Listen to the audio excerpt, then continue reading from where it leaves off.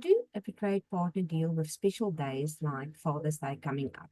And the ladies are definitely reminded, especially when it gets to Valentine's Day. How do they navigate and deal with days like that coming up when it's still raw and hurtful in their relationship?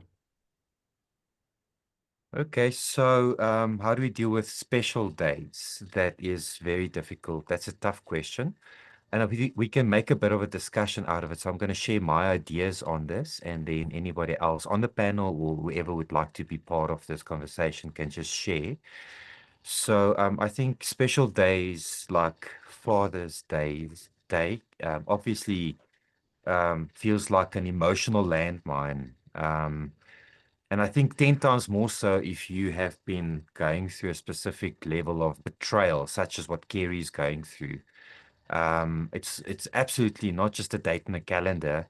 I think Father's Days very much is a reminder of what has been lost. Um, what is it that's been lost? What's been broken? And I think often instinctively we compare what we have we compare what we have with what we could have had or what we should have had in our own minds. So that is very important. I think days like that brings up those type of memories. Um, yeah, and also maybe there's a part of mourning that it goes with that at the same point in time. So I'm just sort of painting a bit of a picture so that we can answer the questions better. Chris, anything you'd like to add to what it feels like Father's Day for ladies that whose husbands are not on the program? Yeah. So I I can just think that it feels like salt being rubbed in the wounds.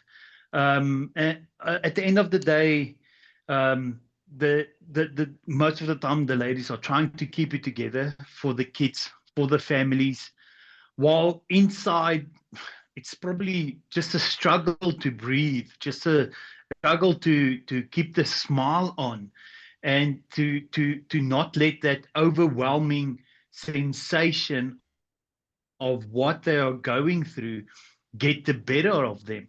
Because at the end of the day, it is a Father's Day, and when there's kids involved, they want to spoil their father, but deep down, you're feeling like, yeah, does he really need the spoils?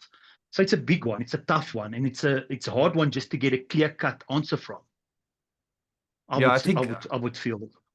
Yeah, I think it's thinking about this a bit more, Monique, and I'd love to your input on this as well. But there's absolutely a pressure to honor somebody that has dishonored the Mm. relationship, the covenant, the commitment, the sanctity of the relationship. And that brings an emotional and spiritual conflict. Obviously, we promised before God, spiritual, and then there's this emotional sort of breakdown because you've dishonored me, but now I need to honor you. Monique, what's your thoughts? Um, we were taught by Grace Online to distance your husband from the addiction. So your husband is not the addiction.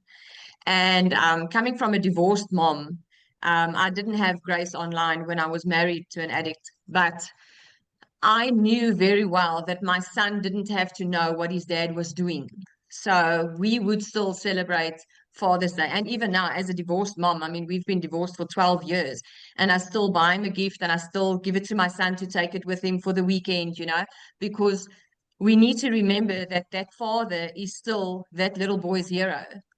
He's still the dad. So it's very, very hard because you feel he doesn't deserve the spoil. He doesn't deserve the attention, I get that 100%. But from the beginning, I was very focused on my son and I knew where my marriage was heading. And I knew that I needed to protect the bond between father and son because the dad was not going to be permanently in the picture for very long.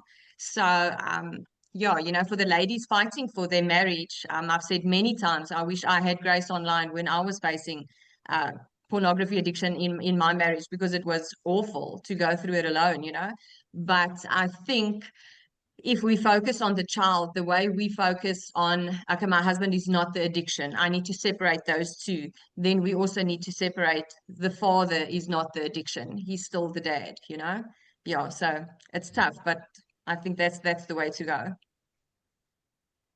Estelle, I'd like to ask you, I know you guys have kids as well, obviously, but and thanks for your honesty. That's a very good answer, separating identity from behavior. Yeah, and certainly you're not alone in this anymore. There's lots of people that's got exactly the same issue, and so that's a very important question. I think saying that, I think as wives you are allowed to grieve, you are allowed to feel that conflict, to experience it. But what you're saying now is that it's possible to place him in his role and to honor him as a father to the kids without excusing him as a husband to you. Estelle, like, do you think that's possible for ladies? Or how is that possible to ladies that is new on the program? You know, do you think what do you make out of this? And then I'd like to ask Alida to also feedback on what they're saying. Yes, I can totally agree with Monique where she said she really had in her head that the father was not the addiction, but he was actually the dad. And I've seen that playing out in my life as well, that you cannot decide and bring division. And even though you, as a betrayed wife, sitting here today, really don't, you are grieving, you are just thinking he does not deserve this. Look how he's, you know, all the dreams are shattered. Basically, everything everyone said is really, that is the fact. You do have that grieving process. You do miss what is lost or could have been for these days when they come up. But the best is, especially if there's children in the marriage, to encourage the family, just to give that safe space. Give that safe space for your children. So I definitely do agree with that. And I will then hand over to Alida. Thank you. Hi, everybody. So yeah, on our situation, my daughter was the one that discovered my husband's infidelity or cheating, and then we also overshared what happened to them, giving him the full story. So they were really in shock. But what I'm trying, and I really cried in front of my kids. A lot of people say, don't cry, but I just felt this is real stuff. And I want my kids, because they had the trauma themselves, how do we deal with this? So we really cried our eyes out as a family, but we also prayed as a family. And that is where I'm going with this, is that I'm having a lot of talks with my kids to say we all make mistakes. And if you make a mistake, don't you want me to give you a second chance? Don't you want me to come with grace to you? And they acknowledge that, yes, we all make mistakes. So he is working hard. Yes, I think he'll never be the dad that he was before in our eyes. Maybe God will change that, but the disappointment and the trust is really broken. But we come with grace. Even though our hearts are not there yet, we just feel that he made a mistake. He is trying, he's only human. So let's honor him, and through that, even show God's love to him.